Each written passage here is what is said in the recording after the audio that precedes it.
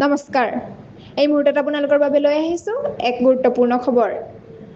HSLC পৰীক্ষাত অসমৰ শীৰ্ষস্থান দখল কৰিলে যোৰহাটৰ অমিশী শইকীয়াই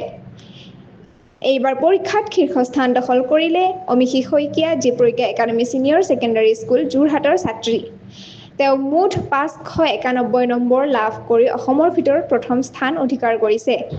তেওঁৰ এই সফলতা গৌৰৱৰ বিষয় আৰু ৰাজ্যবাসীৰ বাবে এক অনুপ্ৰেৰণা তেওঁক আমাৰ আন্তৰিক শুভেচ্ছা আৰু আগন্তুক জীৱনৰ বাবে শুভকামনা জনাইছোঁ